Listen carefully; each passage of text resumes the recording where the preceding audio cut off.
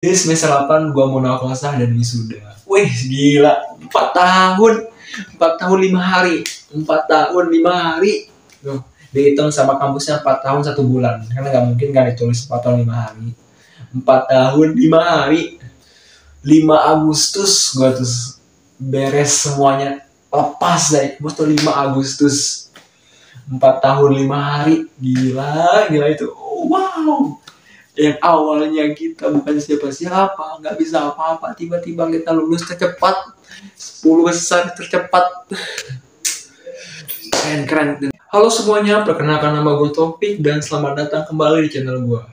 Udah lama banget gue nggak buat video buat kalian semua, tapi di video kali ini gue mau memenuhi janji gue tentang salah satu pertanyaan dari kalian tentang kenapa sih gue bisa masuk di jurusan ilmu orang tafsir. Di video ini gue bakal jelasin semuanya, gue bakal ceritain tentang perjalanan gue dari awal masuk di Universitas Islam Negeri Dalian Lampung, jurusan ilmu Al-Quran Tafsir, sampai akhirnya gue udah bekerja teman-teman di PT Yakul Indonesia Persada.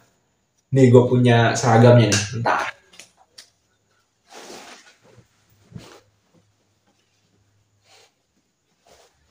Nih, akhirnya gue udah kerja teman-teman, dan ini gue kerjanya itu pas gue belum wisuda.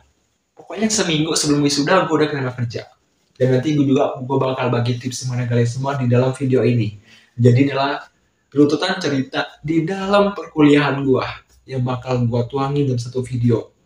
Gue mohon maaf sebelumnya kalau video ini bakal lama banget, tapi gue minta buat kalian semua di posisi ternyaman kalian, siapin cemilan kalau misalkan kalian butuh asupan-asupan, dan jangan lupa minum.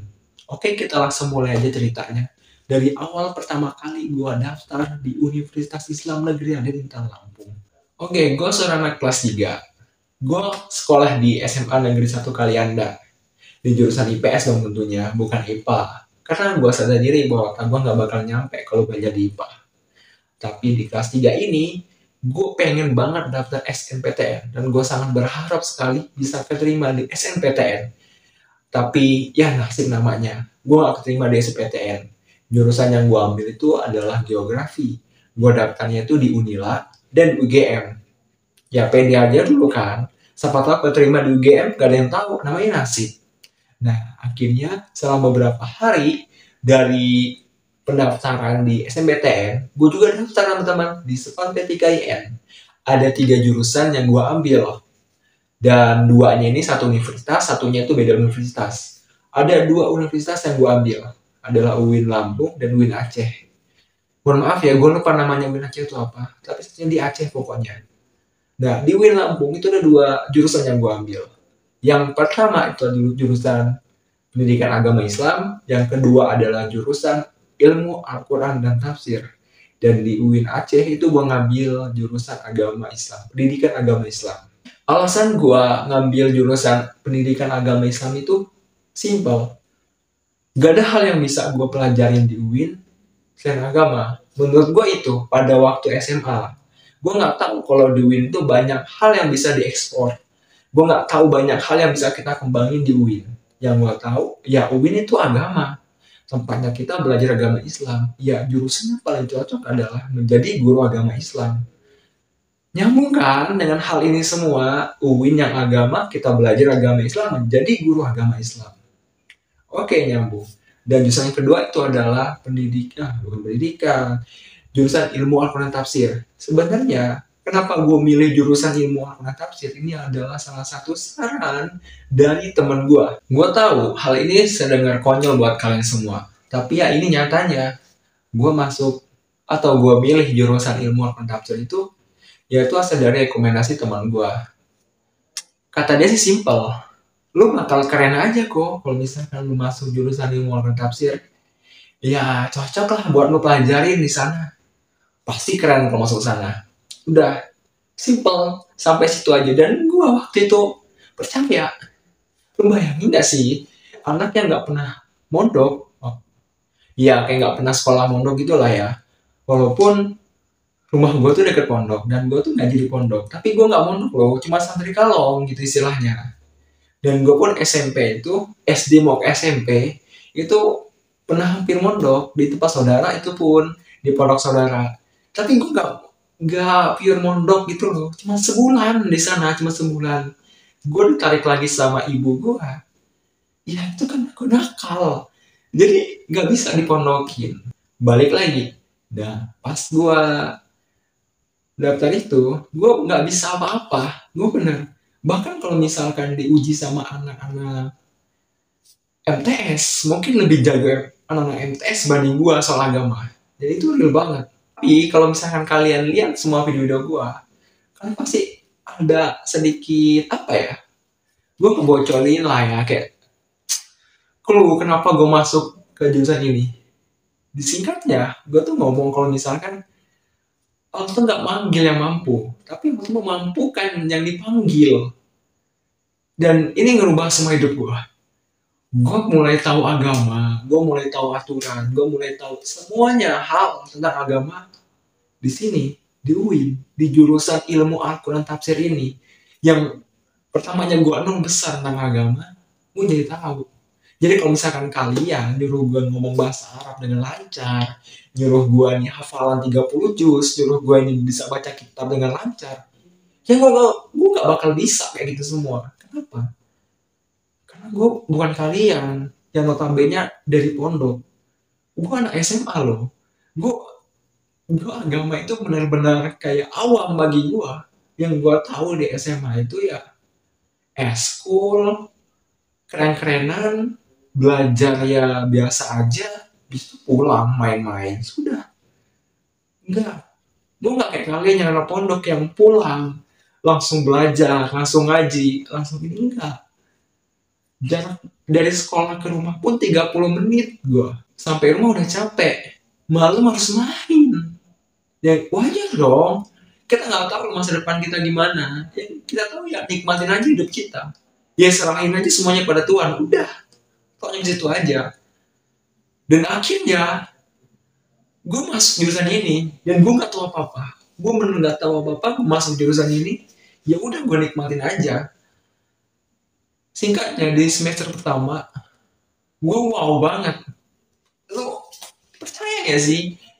Al-Quran yang setebal itu ada yang ngafalin loh. Ada yang berhasil 30 juz loh. Weh, gak masuk di otak gue, gak masuk. Ada orang yang bisa hafal telak gitu, 30 juz Al-Quran. Kayak gimana gitu rasanya. Mungkin, bohong gak sih? Apa gak sih gitu? Masa iya sih lo hafal 30 juz? Bener gitu? Kayak ada pertanyaan gitu loh. Dan itu tuh pada saat kita perkenalan di semester 1. Ada anak dari pondok, dia mondok 6 tahun hafal 30 juz. Wow, 6 tahun 30 juz gitu loh. Sedangkan gua, anak dari SMA, yang ngaji pun ya bisa dibilang jauh lebih baik anak MTS bareng gua. Gua shock di sana. Wah, gua tersesat ini kayaknya. Kayaknya gua nggak cocok ini masuk ke sini, gua bilang.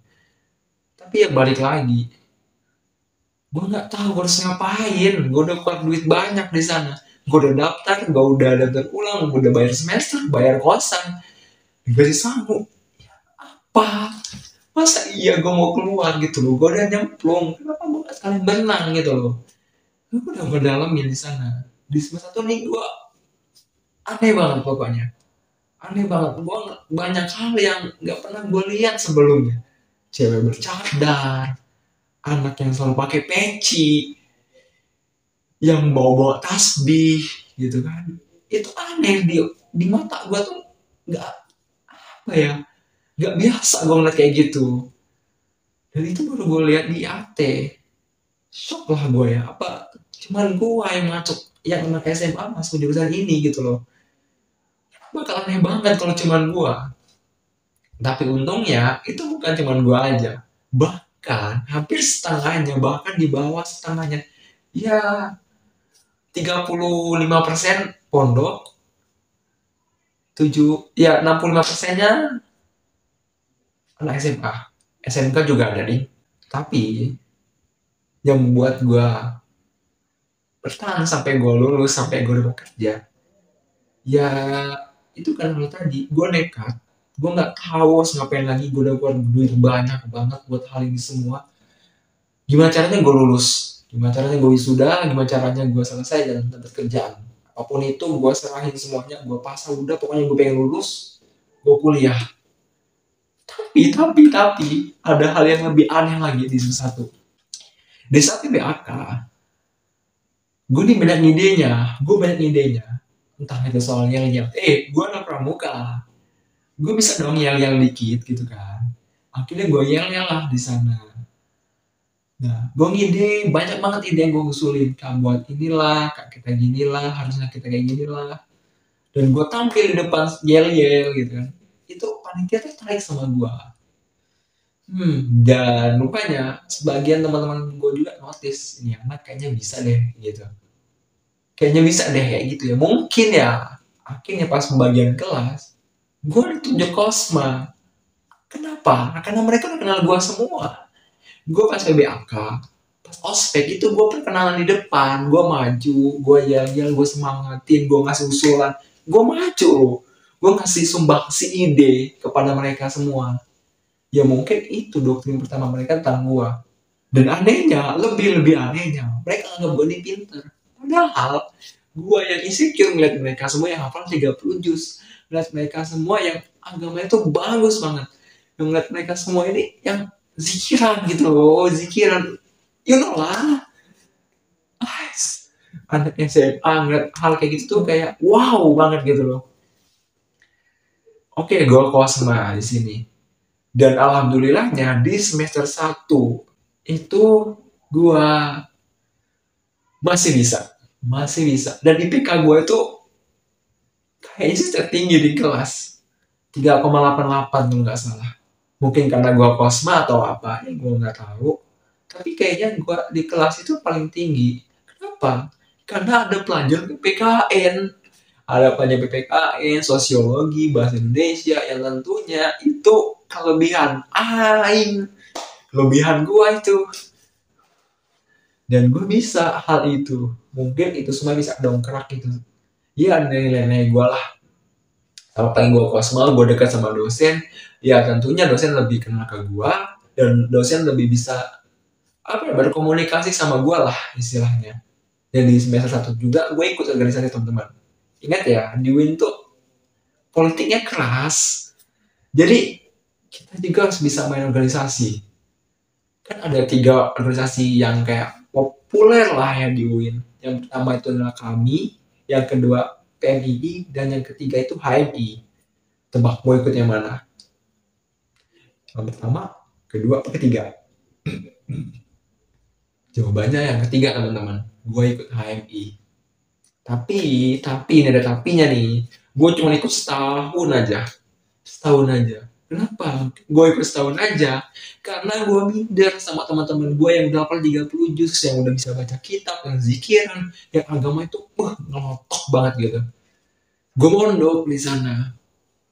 Masuk nilainya. Masuk ke semester 2. Di semester 2 ini gue nggak bisa ngomong banyak karena pelajarannya masih sama. Masih ada waktu itu PPKN, bahasa Indonesia, kalau nggak salah. Pokoknya masih ada umum-umumnya lah. Semester 1, semester 2, itu masih ada umum-umumnya. Dan gue senang dong. Ini kelebihan gue nih. Ini yang harus gue tonjolin nih sebagai apa ya? IPK gue lah. Misalkan nanti gue di ujung-ujung ini turun nilai gue. Ini masih ada nolong nih. Kayak ngedongkrak gitu loh. Jadi nggak turun-turun banget gitu di semester akhirnya yang gue nggak bisa banget gitu. Dan di semester 2 ini gue mondok. Jarak dari pondok ke kampus itu sekitar 40 menitan lah ya, nggak nyampe 40 menit, 45 menit gitu lah. Dan itu capek banget teman-teman. Kita bangun ya, kayaknya di pondok, di real. Gue setahun di pondok. Mondok nih, malam sorogan. Kayak kita istilahnya itu kita bukan store apa sih ya, ada teman kita yang nyimakin hafalan kita, atau kita minta simakin gitu, atau kita belajar sendiri gitu, sorogan pokoknya kalau misalkan di bahasa Sunda gitu. Habis itu paginya itu kita ngafal lagi, itu habis sholat subuh. Subuh itu wajib dibangunin semua dari kobong.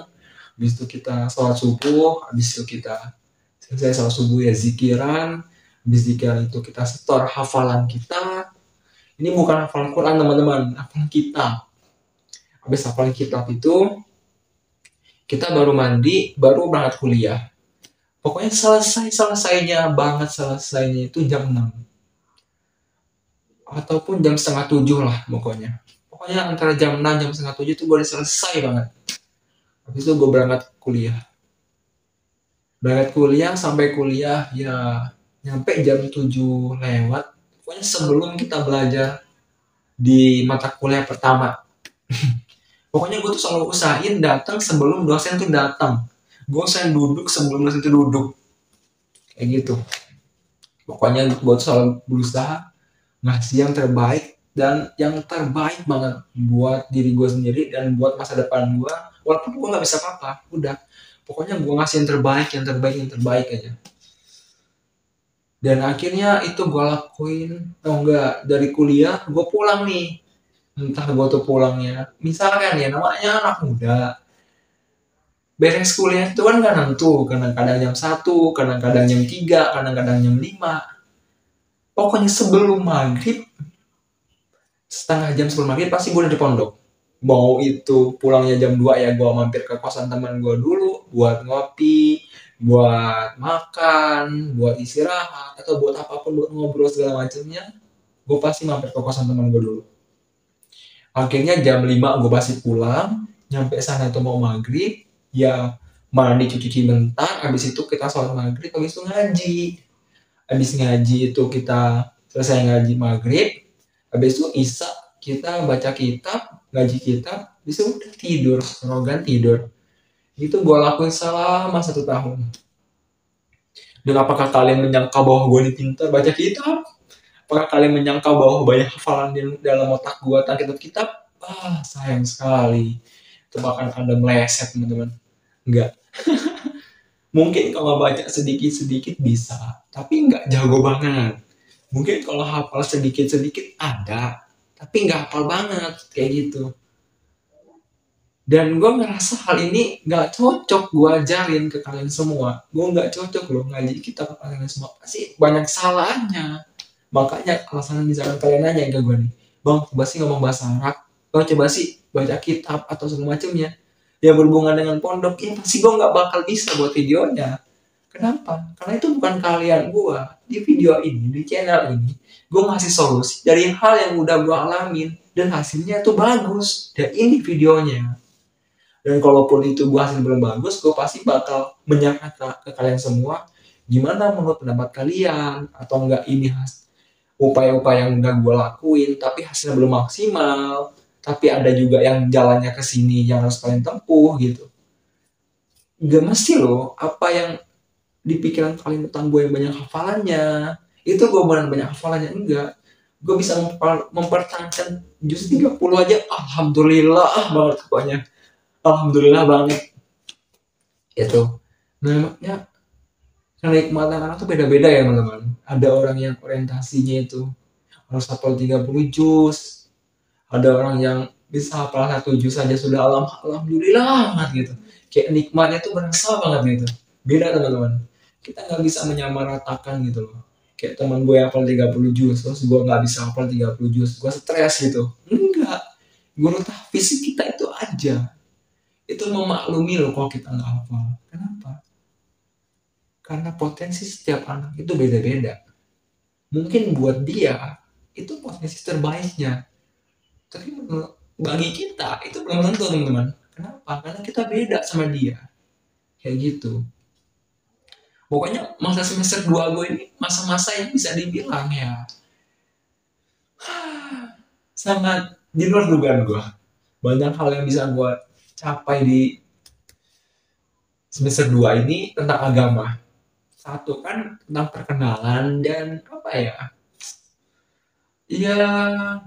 mencocokkan diri lah sama lingkungan-lingkungan yang baik gitu, yang udah bener lah jalannya yang lurus gitu, supaya istiqomah.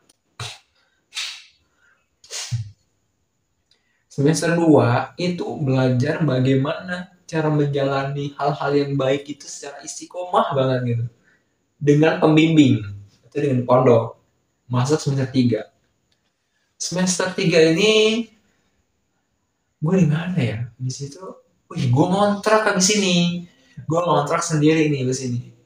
Gak banyak kali yang bisa gue cerita di semester 3 ini. Tapi semester 3 ini gue bener-bener hancur. Gue down semuanya. Yang biasanya gue bangun subuh buat sholat, itu sholat subuhnya gak alhamdulillah itu. Pokoknya bener-bener track paling rendah itu semester 3. Pelajaran tuh banyak yang gak nyambung, itu semester 3. Awal-awalnya itu hancurnya gue tuh semester 3.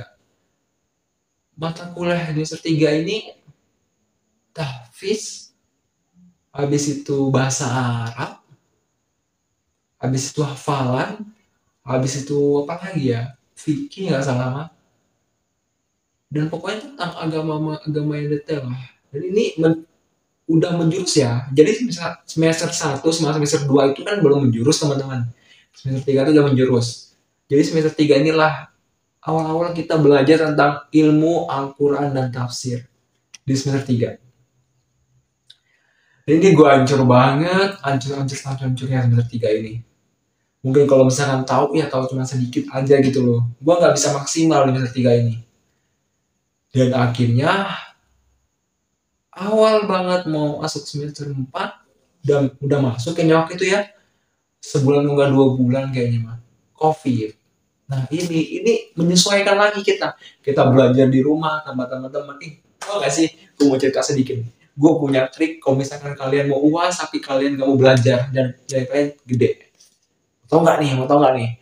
Yang triknya itu adalah deketin teman kalian yang pintar. Bukan buat nyontek teman-teman, tapi buat transfer ilmu namanya. Kalau kata gue. Jadi gini nih trik gue. Misalkan gue punya teman satu, namanya Imam. Anggap aja Imam namanya ya. Nah, Imam ini anaknya pintar banget. Dan dia itu baik buat ceritain semua yang dia tahu, buat ngasah kemampuan dia. Dan gue itu sebelum ulangan, itu biasanya kan main game. Gimana para anak-anak muda lainnya yang menikmati hidup dengan game. Gue main game dong. Malamnya gue main game. Dan paginya, sebelum banget ulangan, gue datang pagi pastinya. Gue cek anak mana nih yang kira-kiranya ini punya potensi gede. Salahnya Imam. Gue deketin Imam. Hal yang pertama gue tanyain adalah, Bang, udah belajar apa aja tadi malam? Apa yang udah lu dapetin? Menurut lu ini kayak gimana sih? Gitu. Jadi kita tuh coba mengulik tentang mata kuliah yang mau diujiin di hari itu. Misalkan tafsir ilmi. Mam, lu belajar tafsir ilmi yang udah mana aja, Mam? Bagian yang ini udah belum? Dia jawab pasti. Kita tanya lagi, menurut lu hal kayak gini bagus gak sih, Mam? Udah kan? Yang ketiga, ide siapa sih yang misalnya lu ambil gitu dari yang lu pelajari ini? Dia nyerita lagi kan, dan itu pasti dia nyeritanya panjang lebar. Kenapa? Karena anak pintar tuh pengen mengasah kemampuan dia dalam mengingatnya, teman-teman. Makanya dia pasti panjang banget ngejelasinnya. Gitu. Itu trik gue yang gue lakuin di setiap semesternya. Kalau misalkan gue malas banget belajar pasti kayak gitu. Kenapa? Supaya gue bisa dapetin informasi dengan mudah tanpa susah. Seperti itu, teman-teman. Bukan dengan cara nyontek ya, tapi kita bagaimana caranya? Kita bisa menggali informasi dari seseorang tanpa harus sadar kita menggalinya. Itu yang paling bagus, teman-teman. Tapi kalau menurut gue, tapi kalau misalnya kalian nemuin trik lainnya yang lebih bagus, itu ya apa? Suka aja gitu. Jadi semester 3 dan 4 tuh Covid ini gue bingung banget karena kemampuan teknologi gue tuh kurang banget. Karena gue nggak suka teknologi, jadinya ya sedikit minim lah ya. Dan di sini gue nih terkendala, teman-teman. Misalkan kayak dosen nih, dia udah tua, dia nggak bisa main teknologi, tapi dia harus belajar dan harus nerangin tentang teknologi gitu loh. Kayak misalkan Dia ngejelasin nih pakai Zoom, dia nggak bisa pakai Zoom, mic-nya belum nyalain lah, kamera belum nyalain atau yang lainnya gitu. Itu pasti kan menjadi kendala di kita teman-teman. Nah, itu untuk yang semester 4 teman-teman. Jadi kendala gue tuh belajarnya cuma di Zoom doang. Tapi balik lagi, trik-trik cara gue ulangan tetap aja sama, tapi dengan cara telepon pastinya. Sama aja, tapi dengan telepon aja. Masuk semester 5. Semester 5 ini unik teman-teman. Oh enggak, sebelum semester 5. Sebelum semester 5 itu liburan semester 4 mau ke 5. Ini gue jualan. Gue jualan plastik teman-teman. Receh ya. Tapi ini hal yang disukai banyak orang loh rupanya. Bukan orang-orang kayak kita, tapi orang kelas atas loh. Karena nyambung. Dan ini bukan ide gue. Ini bukan ide gue. Ini ide ibu gue.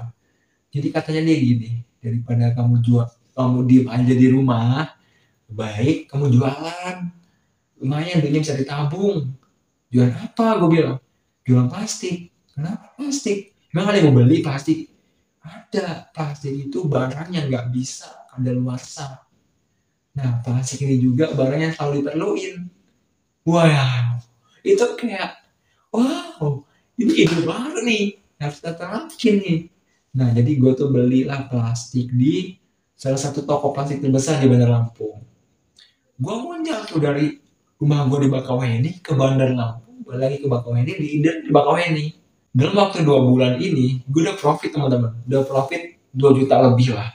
Dan itu profit loh, profit ini bukan dari modal ya. Jadi misalkan modal kita 2 juta nih, kita udah profit 2 juta, berarti udah dapat 4 juta teman-teman, kayak gitu. Udah profit lah ya. Profit ini bisa gue tabung dan bisa gue bayarin buat si PPL di semester 5-nya. Dan sisa sedikit ya buat jajan PPL lah ya, kayak gitu. Dan selama 2 bulan gue jualan plastik ini, ada hal lucu banget, yaitu pelanggan pertama gue teman. Dia ini orang Batak, ibu-ibu Batak, dan dia ini tampangnya galak. Tapi setelah kita deket, kita kenalan, kita ngobrol sama dia banyak tanya. Tapi dia beli, dan dia jadi langganan setia gua selama 2 bulan itu. Dan dia kalau dia nggak ngambil, itu nggak enak sama gua. Itu hebatnya. Keren pokoknya lah. Itu gua seneng banget teman-teman. Pelanggan pertama gua itu keras ke gua, tapi dia menjadi pelanggan setia gua. Seneng banget pokoknya. 2 bulan gue jual plastik itu laku banget. Dan gue kalahnya itu apa? Gue dibantai sama pesaing. Dia penjual plastik juga udah lama. Dia banting harga, misalkan harga plastik itu 23.000, gue jual 25, 26 lah ya, biar uang bensin, uang makan, sama untung gitu 1.000 kan. Dia dari modalnya 23, dia jual 20, bahkan 18. Nah, coba ngebayangin, nggak masuk logika. Modalnya aja 23, dia jual 18. Dia jual 20. Paling mentok tuh 22 harga plastik itu dia jual. Kenapa? Karena dia udah punya set ini loh, dana darurat dia udah punya dari hasil keuntungan dia jual plastik sebelumnya. Sedangkan gua pemain baru ya pasti belum punya hal-hal kayak gitu. Jadi itu adalah kelemahan gua teman-teman. Dan jika bakal jualan plastik ini yang bisa membawa gua bekerja di PT Yakul teman-teman. Ini bakal kita ceritain nantinya. Habis itu masuk lah ya semester 5. Gue PPL tapi diundur lagi karena apa? Karena masih COVID. Sampai akhirnya gue PPL di semester 7. Udahlah kita skip PPL ya. Jadi semester 5 ini gue belajar banyak hal dari kesalahan gue sebelumnya. Dari semester 3 dan semester 4. Di semester 5 ini gue coba memperbaiki diri gue, belajar tentang hal-hal yang belum gue bisa, seperti hafal Quran dan lainnya. Hasilnya bagus teman-teman. Gue bisa meningkatkan kemampuan diri gue bisa meningkatkan skill gue, dan akhirnya nilai gue membaik di semester 5 ini. Cukup membaik di semester 5 dibandingkan semester sebelumnya ya. Itu membaik.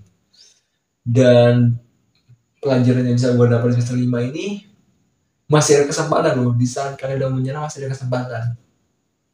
Di semester ke-6 gak banyak cerita. Di semester 6 ini apa ya yang bisa gue ambil dari pelajaran. Oh iya, gue sidang judul semester 6. Pasti kalian lihat kan yang 3 tahun udah sidang judul itu kan, itu semester 6. Itu di semester 6 gue sidang judul, dan itu baru ada sekitar 6 orang atau 7 orang, dan gue pun lulus cepat teman-teman. Ingat ya orientasinya ya, gue anak SMA yang mondoknya gak banget dan gak belum punya hafalan, tapi gue bisa lulus cepat dan udah mau judul di semester 6 dan di ACC. Itu harus jadi motivasi kalian lah ke depannya, kalau misalkan ada loh orang yang bisa juga kayak kalian gitu, yang sama kayak kalian, itu bisa selesai gitu loh. Akhirnya gue semester 6 ini gue sidang dan bodohnya gue di semester 6 ini gue nggak tahu nih, misalkan kita di sidang yes beres sidang judul, kita ngajuin proposal nih, gue kira selesai sidang judul ini dosen pembimbing tuh ngechat kita, nah saya dosen pembimbing kamu loh, ayo kita bimbingan kapan, ini Luna grupnya, nanti hari kita ketemuan ya. Gue kira kayak gitu, tapi ternyata tidak teman-teman. Kita yang harus inisiatif sendiri untuk memfollow up dosen-dosennya. Oh man, itu gue buang waktu 6 bulan lebih pokoknya itu buat menyadari kesalahan gue itu. Dan gue sadarnya ketika teman gue udah sempro. Gue tanya dong ke teman gue, kan lu sidang bareng gue nih judul, kok bisa sih sempro duluan? Kenapa gitu loh? Ada salah di gue apa gimana? Dia tanya, lu udah ngechat dosennya belum? Iya, gue jawab belum lah. Gue kira di chat sama dia duluan kan. Mana gue tahu kalau misalnya gue harus ngechat dia. Piko ya Allah, gue bilang 6 bulan lebih gue sia-siain waktu bimbingan karena hal itu teman-teman. Itu asli, entah 7 entah 8 bulan, pokoknya tuh gue lama banget gak bimbingan sama dia, tapi di atas 6 bulan, real banget di atas 6 bulan itu gue gak ngapa-ngapain, gue gak tahu judul gue mau gimana, mau diapain, gue gak tahu banget pokoknya waktu itu. Dan akhirnya masuk semester 7 gue KKN. Di KKN ini gue kepilih lah menjadi ketuanya di KKN gue. Dan alhamdulillah banget KKN gue tuh gak ngabisin banyak duit teman-teman, karena kita fokus ke prokja yang benar-benar kita garap, benar-benar kita usahain, dan kita meminimalisir pengeluaran karena kita punya budget cuma dikit teman-teman. Habis sekitar 200.000 per orang, kok nggak 100, ya 200 kayaknya mah, kok nggak salah 200. Dan itu gue seneng banget karena acaranya berjalan lancar, walaupun ada sedikit-sedikit halangan kayak misalkan ya laporannya nggak lengkap atau data-datanya nggak lambat kayak gitu. Ya itulah, kita maklumin lah, namanya kita masih belajar ya kan. Tapi di semester 7 ini juga gue sempro akhirnya. Setelah sekian lama gue menunggu dosen ngechat, taunya kita ngechat duluan, kita bimbingan nemuin dosen. Ibu, assalamualaikum ibu, lagi di mana ibu? Mohon maaf ganggu waktunya, saya Taufik, saya ingin bimbingan, saya mahasiswa bimbingan ibu, bisa nggak ibu saya temuin besok, kayak gitu rupanya. Dan itu lama banget dibalasnya, lama banget. Ada yang cuma di-read doang, dibaca tapi nggak dibales. Ya Allah, itu kayaknya rasa mau pecah rasanya. Ini kapan gua sempronya? Teman gua udah sempronya sidang bareng gua. Akhirnya gua nggak sempro teman-teman. Ya Allah, gua bilang, inilah akibat kalau kita nggak mau nanya ini. Kita tersesat. Gitu. Akhirnya gua sempro semester 7 dan semester masuk ke semester 8. Di semester 8 gue mau nakosa dan wisuda. Wih gila, 4 tahun 5 hari. 4 tahun 5 hari. Tuh, dihitung sama kampusnya 4 tahun 1 bulan. Karena gak mungkin kan ditulis 4 tahun 5 hari. 4 tahun 5 hari. 5 Agustus gue tuh beres semuanya. Lepas deh, gue tuh 5 Agustus. 4 tahun 5 hari. Gila itu. Wow. Yang awalnya kita bukan siapa-siapa, nggak bisa apa-apa, tiba-tiba kita lulus tercepat, 10 besar tercepat. keren dan gue motivasi terbesar teman-teman. Gue gak nyangka nyampe sejauh ini, gue bisa lulus cepat itu Agustus itu gue selesai. Dan tapi gue sudah kehabisan kuota buat sidang wisuda. Itu gue kehabisan kuota dan akhirnya gue diwisudakan itu bulan November tanggal 25 atau 26 itulah pokoknya. Bulan November itu jauh banget, gue tuh stres, gue mau kerja apa, gue mau ngapain ini, mau bikin YouTube ya kayak enggak gitu loh, jauh banget pokoknya. Nah akhirnya gue daftar Yakul di bulan September kayaknya, kalau nggak Oktober itu gue daftar Yakul. Gue ngelakuin tes yang sangat panjang banget dan gue nggak nyogok, inget ya, nggak nyogok masuk Yakul, gila keren kan. Gue daftarlah di salah satu divisi namanya YL atau Yakul Lady di bagian asisten sales staff. Ya kerjanya jualan teman-teman, kerjanya jualan Yakul, tapi kita juga staff. Jadi punya jenjang karirnya, nggak cuma menua menjadi sales, tapi menjadi staff. Ya, nikmatin aja lah kerja keras. Pagi jadi staff, siang jadi sales, sore jadi staff, ya kayak gitu itulah jualan pasti siang hari. Kayak gitu teman-teman. Dan itu cukup berat menurut gua. Tapi yang mau gimana lagi? Jalan hidup kita ya harus kita nikmatin aja ya kan. Puas-puasa aja gitu.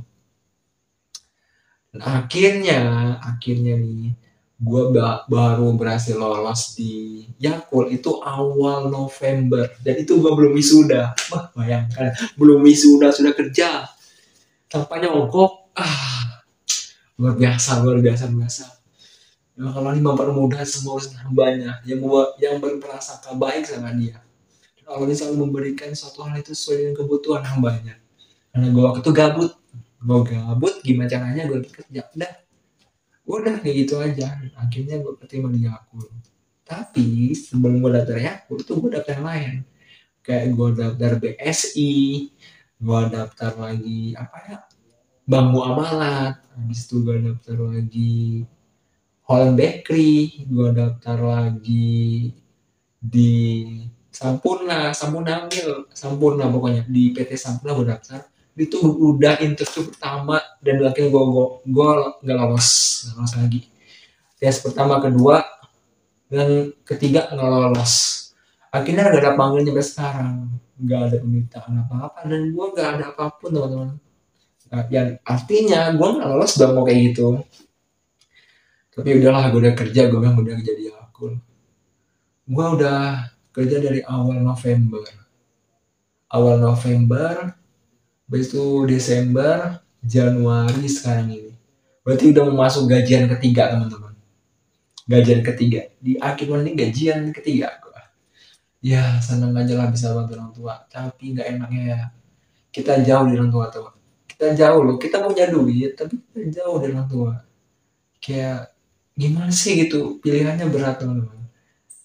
Di satu sisi kalian pengen berbakti kepada kedua orang tua kalian, tapi kalian juga nggak bisa egois kayak gitu, menyampingkan kewajiban kalian yang lain seperti ya membantu orang tua kayak gitu.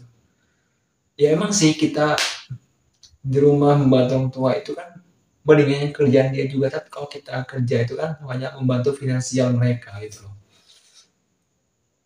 Pengennya sih gue kerja deket orang tua, karena gue juga pengen loh sebelum gue nikah ini gue bisa deket lah gitu sama orang tua gue.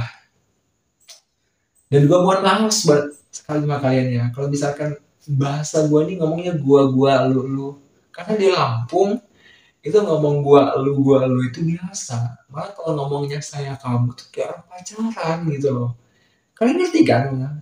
Kayak di Lampung ini, coba kalian main ke Lampung lah ya, bahasa gua lu ini bukan bahasa yang sok gaul, tapi emang bahasa keseharian. Bahasa yang kayak saya kamu aku kamu nih ya buat orang pacaran. Yang kalau misalnya kita ke teman itu bahasanya gua lu, kan kalian temen gua loh, kalian yang mendengarin video gua loh, kalian yang nonton video gua loh, kalian berinteraksi sama gua. Dan kalian kalau misalkan kalian ngomongin gua nih lu dengan sebutan lu nih, Ya udah, kita teman loh di sini. Bukan berarti itu kata-kata kasar ya. Gue mohon maaf banget kalau misalkan ada kalian yang tersinggung dengan bahasa gua lu. Gue mohon maaf banget karena di Lampung bahasa gua lu ini ya bahasa pertemanan udah, bukan bahasa yang nggak sopan gitu loh. Gua lu udah. Kalau misalkan aku sayang kamu gitu, itu bahasa-bahasa pacaran gitu loh.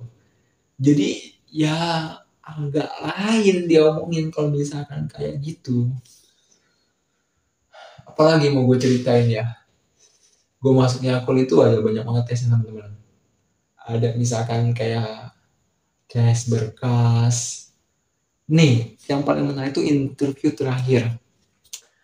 Ini interview yang sangat apa ya, nggak terduga lah ya. Pertamanya di CV gue itu gue nggak mau nyantumin nih pengalaman gue tuh jual plastik, tapi kenapa gue iseng aja lah nyantumin. Gue bilang gue cantumin lah itu jual plastik.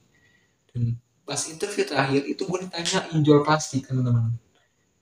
Dia mau si pimpinan ini dia mau loh ceritain kenapa kau bisa jual plastik, gimana caranya, ngambil di mana, kok bisa gitu loh kepikiran jual plastik. Dan gue terangin teman-teman, yang apa yang gue omongin tadi ke kalian semua, kalau misalkan ini ide orang tua gue, plastik ini adalah barang yang nggak mudah kadaluarsa, plastik ini bisa dijual ke banyak apa ya, kayak istilah potensi gitulah, ada toko, habis itu ada ruko, habis itu ada konter, habis itu ada rumah makan gitu kan. Terus mau memerlukan plastik teman-teman, iya dong, perlu plastik dong, dan lumayan begitu untungnya kan. Nah habis itu apa lagi ya, gue bingung nih mau cerita apa aja. Kayaknya pengalaman perkuliahan gue mungkin cukup nyampe sini aja teman. Kalau misalkan kalian ada yang bertanya ini gimana cara bikin CV ala gua, atau teknik lainnya tentang kuliah, itu tanya aja di kolom komentar. Gue nggak tahu mau bikin video apa lagi teman-teman. Tapi kalau misalkan kalian punya ide, terus aja kolom komentar ya. Dan sampai jumpa di video berikutnya. Dan yang gua usahain ada, pasti ada video berikutnya.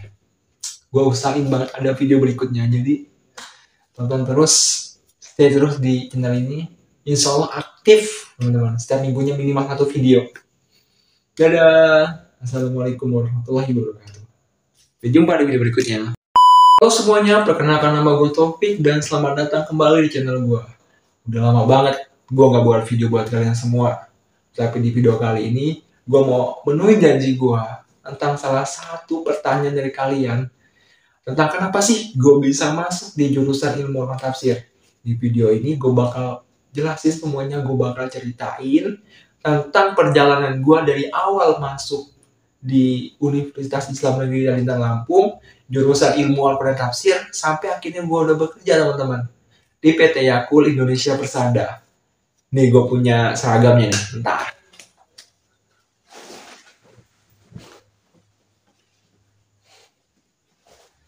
Nih, akhirnya gue udah kerja teman-teman. Dan ini gue kerjanya itu pas gue belum wisuda. Pokoknya seminggu sebelum wisuda gue udah kena kerja. Dan nanti gue bakal bagi tips kepada kalian semua di dalam video ini. Jadi adalah runtutan cerita di dalam perkuliahan gue yang bakal gue tuangin dalam satu video. Gue mohon maaf sebelumnya kalau video ini bakal lama banget, tapi gue minta buat kalian semua di posisi ternyaman kalian, siapin cemilan kalau misalkan kalian butuh asupan-asupan, dan jangan lupa minum. Oke, kita langsung mulai aja ceritanya. Dari awal pertama kali gue daftar di Universitas Islam Negeri ada di Lampung. Oke, gue seorang anak kelas 3. Gue sekolah di SMA Negeri 1 Kalianda. Di jurusan IPS dong tentunya, bukan IPA. Karena gue sadar diri bahwa gue gak bakal nyampe kalau belajar di IPA.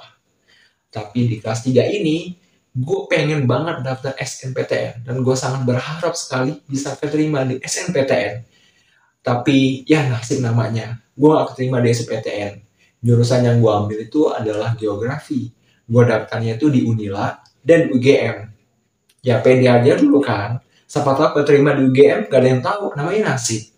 Nah akhirnya selama beberapa hari dari pendaftaran di SNPTN, gue juga daftar teman-teman di SPAN P3IN. ada 3 jurusan yang gue ambil. Dan duanya ini satu universitas, satunya itu beda universitas. Ada 2 universitas yang gue ambil. Adalah UIN Lampung dan UIN Aceh. Mohon maaf ya, gue lupa namanya UIN Aceh itu apa. Tapi di Aceh pokoknya. Nah, di UIN Lampung itu ada 2 jurusan yang gue ambil. Yang pertama itu adalah jurusan pendidikan agama Islam. Yang kedua adalah jurusan ilmu Al-Quran dan tafsir. Dan di UIN Aceh itu gue ngambil jurusan agama Islam, pendidikan agama Islam. Alasan gue ngambil jurusan pendidikan agama Islam itu simple. Gak ada hal yang bisa gue pelajarin di UIN selain agama. Menurut gue itu pada waktu SMA. Gue nggak tahu kalau di UIN itu banyak hal yang bisa diekspor. Gue nggak tahu banyak hal yang bisa kita kembangin di UIN. Yang gue tahu, ya UIN itu agama. Tempatnya kita belajar agama Islam. Ya jurusannya paling cocok adalah menjadi guru agama Islam. Nyambung kan dengan hal ini semua, UIN yang agama, kita belajar agama Islam menjadi guru agama Islam. Oke, nyambung. Dan jurusan yang kedua itu adalah bukan pendidikan, jurusan ilmu Al-Quran tafsir. Sebenarnya, kenapa gue milih jurusan ilmu Al-Quran tafsir? Ini adalah salah satu saran dari teman gue. Gue tahu hal ini sedengar konyol buat kalian semua. Tapi ya ini nyatanya, gue masuk atau gue milih jurusan ilmu Al-Quran tafsir itu, yaitu asal dari rekomendasi teman gue. Kata dia sih simple. Lu bakal keren aja kok kalau misalkan lu masuk jurusan ilmu Al-Quran tafsir. Ya cocok lah buat lu pelajarin di sana. Pasti keren kalau masuk sana. Udah, simple. Sampai situ aja. Dan gue waktu itu percaya. Lu bayangin gak sih, anak yang gak pernah mondok. Ya kayak gak pernah sekolah mondok gitu lah ya. Walaupun rumah gue tuh deket pondok. Dan gue tuh ngaji di pondok. Tapi gue gak mondok loh. Cuma santri kalong gitu istilahnya. Dan gue pun SMP itu, SD mau ke SMP, itu pernah hampir mondok di tempat saudara, itu pun di pondok saudara. Tapi gue gak pure mondok gitu loh, cuma sebulan di sana, cuma sebulan. Gue ditarik lagi sama ibu gue, ya itu kan gue nakal. Jadi gak bisa dipondokin. Balik lagi, dan pas gue daftar itu, gue gak bisa apa-apa, gue bener. Bahkan kalau misalkan diuji sama anak-anak MTS, mungkin lebih jago anak-anak MTS banding gue soal agama.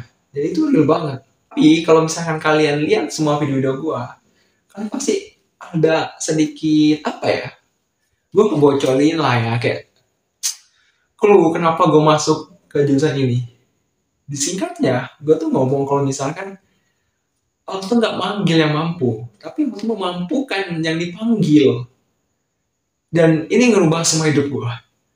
Gue mulai tahu agama, gue mulai tahu aturan, gue mulai tahu semuanya hal tentang agama di sini, di UIN, di jurusan ilmu Al-Quran tafsir ini. Yang pertamanya gue nol besar tentang agama, gue jadi tahu. Jadi kalau misalkan kalian nyuruh gue ngomong bahasa Arab dengan lancar, nyuruh gue nih hafalan 30 juz, nyuruh gue ini bisa baca kitab dengan lancar, ya gue gak bakal bisa kayak gitu semua. Kenapa? Karena gue bukan kalian yang notabene dari pondok. Gue anak SMA loh. Gue agama itu benar-benar kayak awam bagi gue. Yang gue tahu di SMA itu ya eskul, keren-kerenan, belajar ya biasa aja, bisa pulang main-main, sudah. Enggak. Gue gak kayak kalian yang anak pondok yang pulang langsung belajar, langsung ngaji, langsung ini, enggak. Jarak dari sekolah ke rumah pun 30 menit gue. Sampai rumah udah capek. Malam harus main. Ya wajar dong. Kita nggak tahu masa depan kita gimana. Ya, kita tahu ya nikmatin aja hidup kita. Ya serahin aja semuanya pada Tuhan. Udah. Pokoknya di situ aja. Dan akhirnya gue masuk jurusan ini dan gue nggak tahu apa-apa. Gue bener nggak tahu apa-apa. Gue masuk jurusan ini. Ya udah gue nikmatin aja. Singkatnya di semester pertama, gue wow banget. Lo percaya gak sih? Al-Quran yang setebal itu ada yang hafalin loh. Ada yang berhasil 30 juz loh. Weh, gak masuk di otak gue, gak masuk. Ada orang yang bisa hafal telak gitu, 30 juz Al-Quran. Kayak gimana gitu rasanya?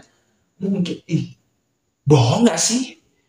nggak sih gitu, masa iya sih lo hafal 30 juz bener gitu, kayak ada pertanyaan gitu loh. Dan itu tuh pada saat kita perkenalan di semester satu, ada anak dari pondok, dia mondok 6 tahun hafal 30 juz. Wow, 6 tahun 30 juz gitu loh. Sedangkan gua anak dari SMA yang ngaji pun ya bisa dibilang jauh lebih baik anak MTS dibanding gua. Gua shock di sana. Wah, gua tersesat ini kayaknya. Kayaknya gua nggak cocok ini masuk ke sini gua bilang. Tapi ya balik lagi, gua nggak tahu gua harus ngapain. Gua udah keluar duit banyak di sana. Gua udah daftar, gua udah daftar ulang, gua udah bayar semester, bayar kosan, dikasih sanggup. Apa? Masa iya gue mau keluar gitu loh, gue udah nyemplung, kenapa gue gak sekalian berenang gitu loh. Gue udah ngedalamin di sana di semester satu nih. Gue aneh banget pokoknya, aneh banget. Gue banyak hal yang nggak pernah gue lihat sebelumnya. Cewek bercadar, anak yang selalu pakai peci, yang bawa-bawa tasbih gitu kan. Itu aneh di mata gue tuh, nggak apa ya, nggak biasa gue ngeliat kayak gitu. Dan itu baru gue lihat di AT. Shock lah gue ya, apa cuman gue yang masuk, yang anak SMA masuk jurusan ini gitu loh. Bakal aneh banget kalau cuman gue.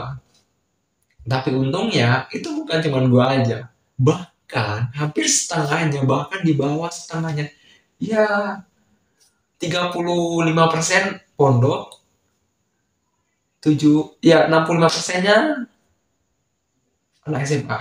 SMK juga ada nih.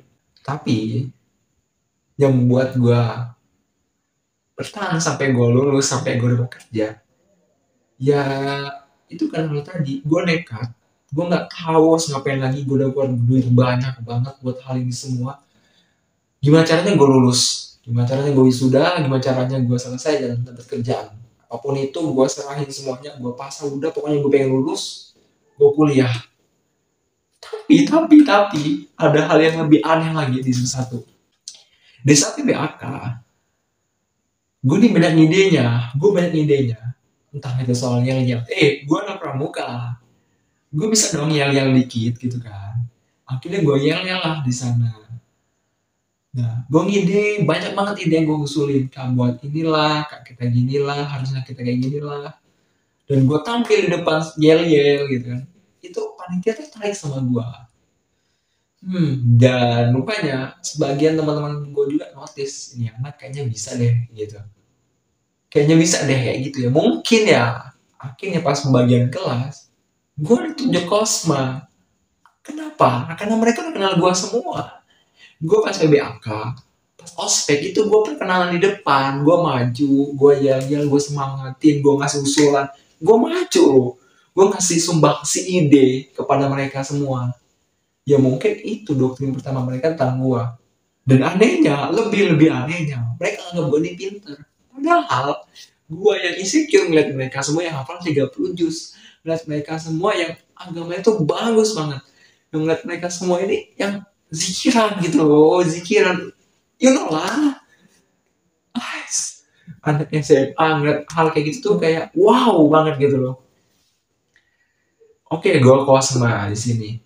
Dan alhamdulillahnya di semester 1 itu gue masih bisa. Dan IPK gue itu kayaknya sih tertinggi di kelas, 3,88 kalau nggak salah. Mungkin karena gue kosma atau apa, ya gue nggak tahu. Tapi kayaknya gue di kelas itu paling tinggi. Kenapa? Karena ada pelajaran PPKN. Ada pelajaran PPKN, sosiologi, bahasa Indonesia, yang tentunya itu kelebihan aing. Kelebihan gue itu. Dan gue bisa hal itu. Mungkin itu semua bisa dongkrak gitu. Ya nilai-nilai gue lah. Sama paling gue kosmal, gue dekat sama dosen. Ya tentunya dosen lebih kenal ke gue. Dan dosen lebih bisa berkomunikasi sama gue lah istilahnya. Dan di semester 1 juga gue ikut organisasi teman-teman. Ingat ya, di UIN tuh politiknya keras. Jadi kita juga harus bisa main organisasi. Kan ada 3 organisasi yang kayak populer lah ya di UIN. Yang pertama itu adalah kami, yang kedua PMII, dan yang ketiga itu HMI. Tebak mau ikut yang mana? Yang pertama, kedua, ketiga? Jawabannya yang ketiga teman-teman. Gue ikut HMI. Tapi ini ada tapinya nih. Gue cuma ikut setahun aja. Setahun aja. Kenapa? Gue ikut setahun aja. Karena gue minder sama teman-teman gue yang udah hafal 30 juz, yang udah bisa baca kitab, yang zikiran, yang agama itu ngelotok banget gitu. Gue mondok di sana. Masuk nih lah nih ya. Masuk ke semester 2. Di semester 2 ini gue nggak bisa ngomong banyak karena pelajarannya masih sama. Pelajarannya sama. Masih ada waktu itu ya, PPKN, Bahasa Indonesia, kalau nggak salah. Pokoknya masih ada umum-umumnya lah. Semester 1, semester 2, itu masih ada umum-umumnya. Dan gue senang dong. Ini kelebihan gue nih. Ini yang harus gue tonjolin nih sebagai apa ya? IPK gue lah. Misalkan nanti gue di ujung-ujung ini turun nilai gue. Ini masih ada nolong nih. Kayak ngedongkrak gitu loh. Jadi nggak turun-turun banget gitu di semester akhirnya yang gue nggak bisa banget gitu. Dan di semester 2 ini gue mondok. Jarak dari pondok ke kampus itu sekitar 40 menitan lah ya, nggak nyampe 40 menit, 45 menit gitu lah. Dan itu capek banget teman-teman. Kita bangun ya, kayaknya di pondok, di real. Gue setahun di pondok. Pondok nih, malam sorogan. Kayak kita, apa ya, istilahnya itu, kita bukan stone apa sih ya, ada teman kita yang nyimakin hafalan kita, atau kita minta simakin gitu, atau kita baca sendiri gitu, sorogan pokoknya kalau misalkan di bahasa Sunda gitu. Habis itu paginya itu kita ngafal lagi, itu habis sholat subuh. Subuh itu wajib dibangunin semua dari kobong. Habis itu kita sholat subuh, habis itu kita selesai sholat subuh ya zikiran. Habis zikiran itu kita setor hafalan kita. Ini bukan hafalan Quran teman-teman, hafalan kitab. Habis hafalan kitab itu kita baru mandi, baru berangkat kuliah. Pokoknya selesainya itu jam 6. Ataupun jam setengah 7 lah pokoknya. Pokoknya antara jam 6, jam setengah 7 itu gue udah selesai banget. Habis itu gue berangkat kuliah. Sampai kuliah ya nyampe jam 7 lewat. Pokoknya sebelum kita belajar di mata kuliah pertama. Pokoknya gue tuh selalu usahain datang sebelum dosen tuh datang. Gue usahain duduk sebelum dosen itu duduk. Kayak gitu. Pokoknya gue tuh selalu berusaha ngasih yang terbaik, dan yang terbaik banget buat diri gue sendiri dan buat masa depan gue. Walaupun gue nggak bisa apa-apa, udah. Pokoknya gue ngasih yang terbaik aja. Dan akhirnya itu gue lakuin. Enggak, dari kuliah gue pulang nih. Entah gue tuh pulangnya, misalkan ya namanya anak muda, beres kuliah itu kan gak nentu, kadang-kadang jam 1, kadang-kadang jam 3, kadang-kadang jam 5. Pokoknya sebelum maghrib, setengah jam sebelum maghrib pasti gue udah di pondok. Mau itu pulangnya jam 2 ya gue mampir ke kosan teman gue dulu buat ngopi, buat makan, buat istirahat, atau buat apapun, buat ngobrol segala macamnya. Gue pasti mampir ke kosan teman gue dulu. Akhirnya jam 5 gue pasti pulang, nyampe sana itu mau maghrib, ya mandi cuci bentar, habis itu kita sholat maghrib, habis itu ngaji. Habis ngaji itu kita selesai ngaji maghrib, habis itu isya kita baca kitab, ngaji kitab, habis itu udah tidur, sorogan tidur. Itu gue lakuin selama 1 tahun. Dan apakah kalian menyangka bahwa gue ini pintar baca kitab? Apakah kalian menyangka bahwa banyak hafalan di dalam otak gue tentang kitab? Sayang sekali. Itu bahkan ada meleset teman-teman. Enggak. Mungkin kalau baca sedikit-sedikit bisa, tapi nggak jago banget. Mungkin kalau hafal sedikit-sedikit ada, tapi nggak hafal banget, kayak gitu. Dan gue ngerasa hal ini nggak cocok gue ajarin ke kalian semua. Gue nggak cocok loh ngaji kitab ke kalian semua. Pasti banyak salahnya. Makanya alasan misalkan kalian nanya ke gue nih, bang coba sih ngomong bahasa Arab, bang coba sih baca kitab atau segala macamnya. yang berhubungan dengan pondok, ya pasti gue nggak bakal bisa buat videonya. Kenapa? Karena itu bukan keahlian gue. Di video ini, di channel ini, gue ngasih solusi dari hal yang udah gue alamin dan hasilnya itu bagus. Dan ini videonya. Dan kalaupun itu gue hasil belum bagus, gue pasti bakal menyampaikan ke kalian semua gimana menurut pendapat kalian, atau enggak ini upaya-upaya yang udah gue lakuin tapi hasilnya belum maksimal, tapi ada juga yang jalannya ke sini yang harus kalian tempuh gitu. Gak mesti loh apa yang di pikiran kalian tentang gue yang banyak hafalannya itu gue benar banyak hafalannya, enggak. Gue bisa mempertahankan juz 30 aja, alhamdulillah banget pokoknya. Alhamdulillah banget itu. Namanya kenikmatan anak tuh beda-beda ya teman-teman. Ada orang yang orientasinya itu harus hafal 30 juz. Ada orang yang bisa hafal 1 juz saja sudah alhamdulillah banget gitu. Kayak nikmatnya tuh berasa banget gitu. Beda teman-teman. Kita nggak bisa menyamaratakan gitu loh. Kayak teman gue hafal 30 juz, terus gue nggak bisa hafal 30 juz, gue stres gitu. Enggak. Guru tahfiz kita itu aja. Itu memaklumi loh kalau kita nggak hafal. Kenapa? Karena potensi setiap anak itu beda-beda. Mungkin buat dia itu potensi terbaiknya, tapi bagi kita itu belum tentu teman-teman. Kenapa? Karena kita beda sama dia. Kayak gitu. Pokoknya masa semester 2 gue ini masa-masa yang bisa dibilang ya sangat di luar dugaan gue. Banyak hal yang bisa gue capai di semester 2 ini tentang agama. Satu kan tentang perkenalan dan apa ya, ya mencocokkan diri lah sama lingkungan-lingkungan yang baik gitu, yang udah benar lah jalannya yang lurus gitu, supaya istiqomah. Semester 2 itu belajar bagaimana cara menjalani hal-hal yang baik itu secara istiqomah banget gitu, dengan pembimbing itu dengan pondok. Masuk semester 3. Semester 3 ini gue di mana ya? Di situ, wih, gue ngontrak abis ini. Gue ngontrak sendiri nih abis ini. Gak banyak hal yang yang bisa gue cerita di semester 3 ini. Tapi semester 3 ini gue bener-bener hancur. Gue down semuanya. Yang biasanya gue bangun subuh buat sholat itu, sholat subuhnya gak alhamdulillah itu.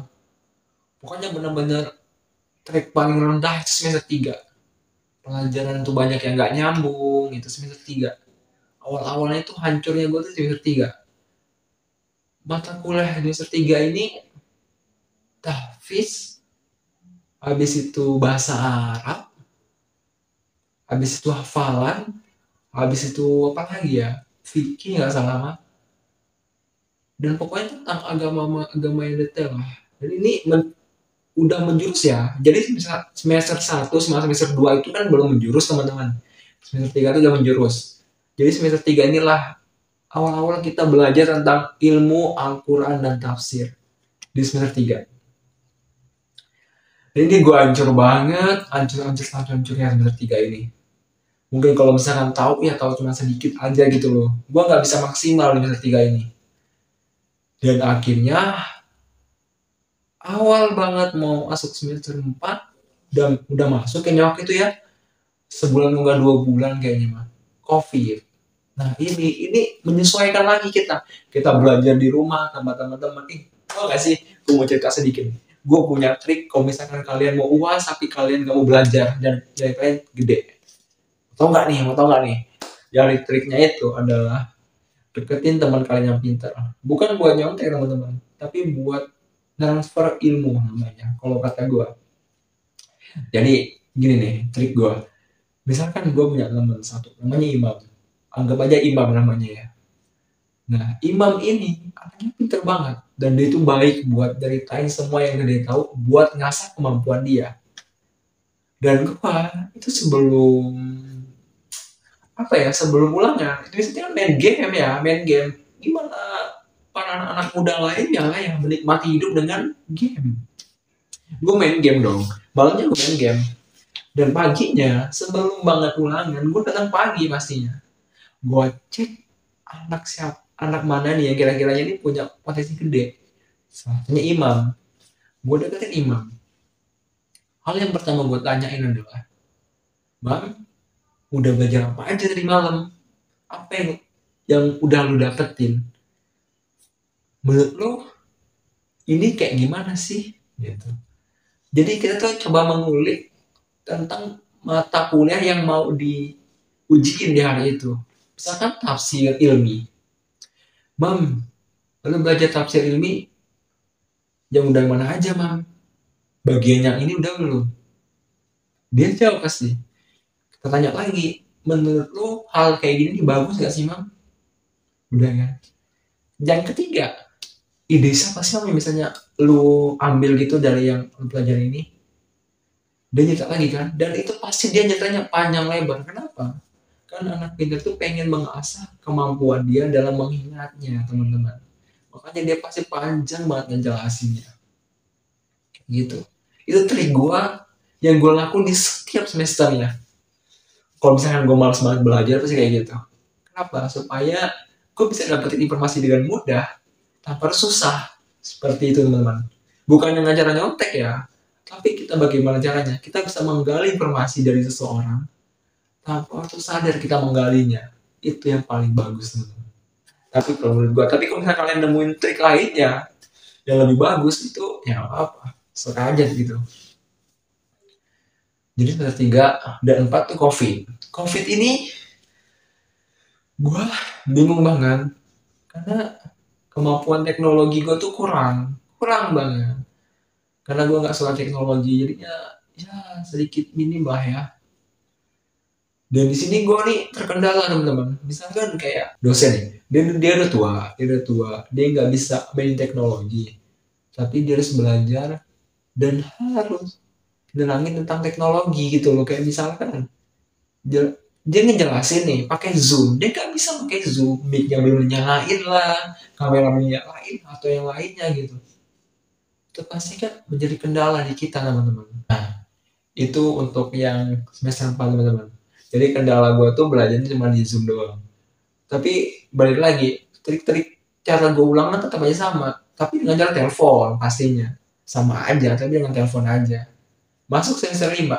Semester 5 ini unik, teman-teman. Oh enggak, sebelum semester 5. Sebelum semester 5 itu liburan semester 4 mau ke 5. Ini gue jualan plastik, teman-teman. Receh ya, tapi ini hal yang disukai banyak orang loh rupanya. Bukan orang kayak kita, tapi orang kelas atas loh. Karena nyambung, dan ini bukan ide gua, ini ide ibu gua. Jadi katanya dia gini, daripada kamu diem aja di rumah, baik kamu jualan, lumayan duitnya bisa ditabung. Jualan apa? Gue bilang, jualan plastik. Kenapa plastik? Emang ada yang mau beli plastik? Ada. Plastik itu barang yang nggak bisa kadaluarsa. Nah, plastik ini juga barang yang selalu diperluin. Wow, itu kayak, wow, ini ide baru nih, harus kita terapin nih. Nah, jadi gue tuh belilah plastik di salah satu toko plastik terbesar di Bandar Lampung. Gue ngonjak tuh dari rumah gue di Bakauheni ke Bandar Lampung, lagi ke Bakauheni, di Bakauheni. Dalam waktu 2 bulan ini, gue udah profit, teman-teman. Udah profit 2 juta lebih lah. Dan itu profit loh. Profit ini bukan dari modal ya. Jadi misalkan modal kita 2 juta nih, kita udah profit 2 juta, berarti udah dapat 4 juta, teman-teman. Kayak gitu. Udah profit lah ya. Profit ini bisa gue tabung dan bisa gue bayarin buat si PPL di semester 5-nya. Dan sisa sedikit ya buat jajan PPL lah ya. Kayak gitu. Dan selama 2 bulan gue jualan plastik ini, ada hal lucu banget. Yaitu pelanggan pertama gue, teman-teman. Dia ini orang Batak, ibu-ibu Batak, dan dia ini tampangnya galak. Tapi setelah kita deket, kita kenalan, kita ngobrol sama dia banyak tanya. Tapi dia beli, dan dia jadi langganan setia gua selama 2 bulan itu. Dan dia kalau dia nggak ngambil, itu nggak enak sama gua. Itu hebatnya. Keren pokoknya lah. Itu gua seneng banget, teman-teman. Pelanggan pertama gua itu keras ke gua. tapi dia menjadi pelanggan setia gue. Seneng banget tuh pokoknya. 2 bulan gue jual plastik itu laku banget. Dan gue kalahnya itu apa? Gue dibantai sama pesaing. Dia penjual plastik juga udah lama. Dia banting harga, misalkan harga plastik itu 23.000, gue jual 25, 26 lah ya, biar uang bensin, uang makan, sama untung gitu 1.000 kan. Dia dari modalnya 23, dia jual 20, bahkan 18. Nah, coba ngebayangin, nggak masuk logika. Modalnya aja 23, dia jual 18. Dia jual 20. Paling mentok tuh 22 harga plastik itu dia jual. Kenapa? Karena dia udah punya set ini loh, dana darurat dia udah punya dari hasil keuntungan dia jual plastik sebelumnya. Sedangkan gua pemain baru ya pasti belum punya hal-hal kayak gitu. Jadi itu adalah kelemahan gua teman-teman. Dan jika bakal jualan plastik ini yang bisa membawa gua bekerja di PT Yakult teman-teman. Ini bakal kita ceritain nantinya. Habis itu masuklah ya semester 5. Gue PPL tapi diundur lagi karena apa? Karena masih COVID. Sampai akhirnya gue PPL di semester 7.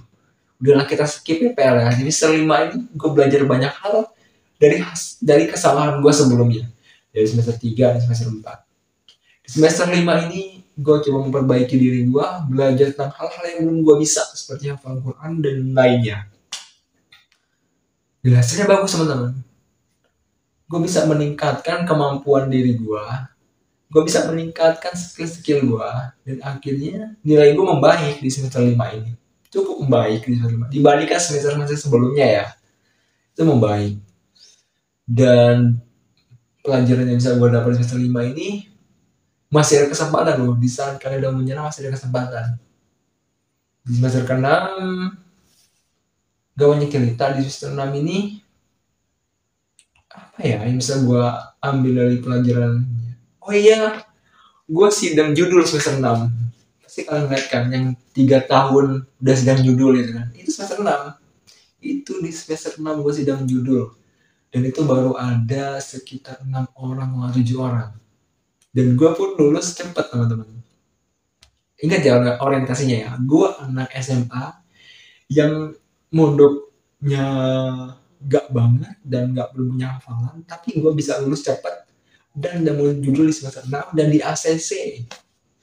Itu harus jadi motivasi kalian lah ke depannya. Kalau misalkan ada loh orang yang bisa juga kayak kalian gitu, yang sama kayak kalian, itu bisa selesai gitu loh.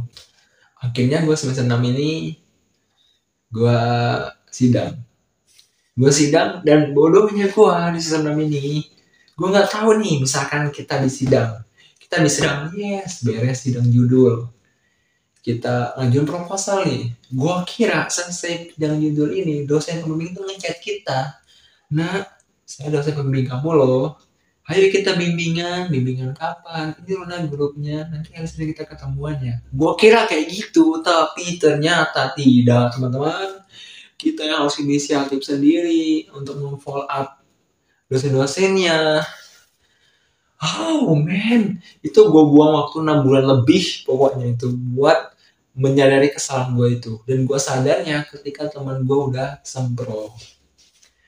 Gue tanya dong ke teman gue, kan lu sidang bareng gue nih judul, kok bisa sih sempro duluan? Kenapa gitu loh? Ada salah di gue apa gimana? Dia tanya, lu udah ngechat dosennya belum? Iya, gue jawab belum lah. Gue kira di chat nggak dia duluan kan? Mana gue tahu kalau misalnya gue harus ngechat dia. Piko ya Allah, gue bilang 6 bulan lebih gue sia-siain waktu bimbingan karena hal itu teman-teman. Itu asli entah 7 entah 8 bulan pokoknya tuh gue lama banget nggak bimbingan sama dia, tapi di atas 6 bulan, real banget di atas 6 bulan itu gue nggak ngapa-ngapain. Gue nggak tahu judul gue mau gimana, mau diapain, gue nggak tahu banget pokoknya waktu itu. Dan akhirnya masuk semester 7 gue KKN. Di KKN ini gue kepilih lah menjadi ketuanya di KKN gue. Dan alhamdulillah banget KKN gue tuh gak ngabisin banyak duit teman-teman. Karena kita fokus ke prokja yang bener-bener kita garap. benar-benar kita usahain dan kita meminimalisir pengeluaran karena kita punya budget cuma dikit teman-teman. Habis sekitar 200.000 per orang, kok nggak 100, ya 200 kayaknya mah, kok nggak salah 200. Dan itu gue seneng banget kalau acaranya berjalan lancar, walaupun ada sedikit-sedikit halangan kayak misalkan ya laporannya nggak lengkap atau data-datanya nggak lambat kayak gitu. Ya itulah, kita maklumi lah, namanya kita masih belajar ya kan. Tapi di semester 7 ini juga gue sempro akhirnya. Setelah sekian lama gue menunggu-nunggu dosen ngechat, tahunya kita ngechat duluan, kita bimbingan nemuin dosen. Ibu, assalamualaikum ibu, lagi di mana ibu? Mohon maaf ganggu waktunya, saya Taufik, saya ingin bimbingan, saya mahasiswa bimbingan ibu, bisa nggak ibu saya temuin besok, kayak gitu rupanya. Dan itu lama banget dibalasnya, lama banget. Ada yang cuma di-read doang, dibaca tapi nggak dibales. Ya Allah, itu kayaknya rasa mau pecah rasanya. Ini kapan gua sempronya? Teman gua udah sempronya sidang bareng gua. Akhirnya gua nggak sempro teman-teman. Ya Allah, gua bilang, inilah akibat kalau kita nggak mau nanya ini. Tersesat, kita tersesat. Gitu. Akhirnya gua sempro semester 7 dan semester masuk ke semester 8. Di semester 8 gue mau nafasah dan wisuda. Wih gila, 4 tahun 5 hari, 4 tahun 5 hari. Tuh, dihitung sama kampusnya 4 tahun 1 bulan, karena nggak mungkin kan ditulis 4 tahun 5 hari. 4 tahun 5 hari, 5 Agustus gue terus beres semuanya, lepas deh, gue tuh 5 Agustus, 4 tahun 5 hari, gila itu, wow. Yang awalnya kita bukan siapa-siapa, nggak bisa apa-apa, tiba-tiba kita lulus tercepat, 10 besar tercepat. Keren. Dan gue motivasi terbesar teman-teman. Gue nggak nyangka sejauh ini gue bisa lulus cepat itu, Agustus itu gue selesai. Dan tapi gue sudah kehabisan kuota buat sidang wisuda. Itu gue kehabisan kuota, dan akhirnya gue diwisudakan itu bulan November tanggal 25 atau 26 itulah pokoknya, bulan November. Itu jauh banget, gue tuh stres, gue mau kerja apa, gue mau ngapain ini, mau bikin YouTube ya kayak enggak gitu loh, jauh banget pokoknya. Nah akhirnya gue daftar Yakul di bulan September kayaknya, kalau nggak Oktober itu gue daftar Yakul. Gue ngelakuin tes yang sangat panjang banget dan gue nggak nyogok, inget ya, nggak nyogok masuk Yakul. Gila keren kan. Gue daftarlah di salah satu divisi namanya YL atau Yakul Lady, di bagian asisten sales staff. Ya kerjanya jualan teman-teman, kerjanya jualan Yakul, tapi kita juga staff. Jadi punya jenjang karirnya, nggak cuma menua menjadi sales, tapi menjadi staff. Ya, nikmatin aja lah kerja keras. Pagi jadi staff, siang jadi sales, sore jadi staff, ya kayak gitu-gitulah. Jualan pasti siang hari. Kayak gitu teman-teman. Dan itu cukup berat menurut gua. Tapi yang mau gimana lagi. Jalan hidup kita ya harus kita nikmatin aja ya kan. Puas-puas aja gitu. Dan akhirnya nih, gue baru berhasil lolos di Yakul itu awal November, dan itu gue belum wisuda. Wah bayangkan, belum wisuda sudah kerja tanpa nyogok. Luar biasa. Nah, kalau ini mempermudah semua urusan hambanya yang berprasangka baik sama dia. Allah selalu memberikan suatu hal itu sesuai dengan kebutuhan hambanya. Karena gue waktu itu gabut, gimana caranya gue kerja, udah kayak gitu aja. Akhirnya gue keterima di Yakul.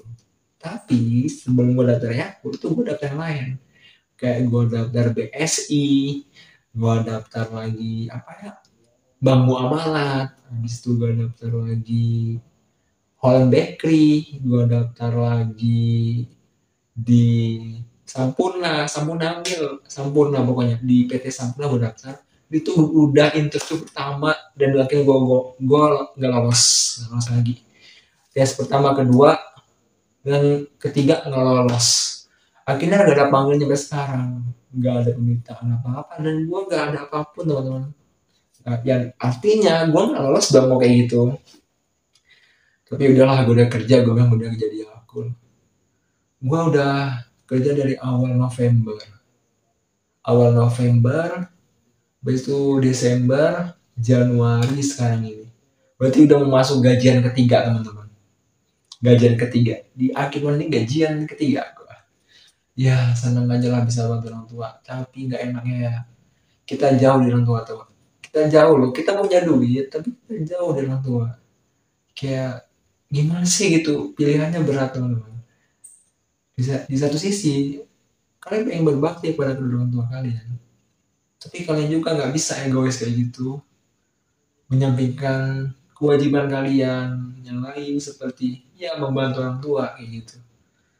Ya emang sih kita di rumah membantu orang tua itu kan mendingan kerjaan dia juga, tapi kalau kita kerja itu kan banyak membantu finansial mereka gitu loh. Pengennya sih gue kerja deket sama orang tua, karena gue juga pengen loh sebelum gue nikah ini gue bisa apa ya, deket lah gitu sama orang tua gue.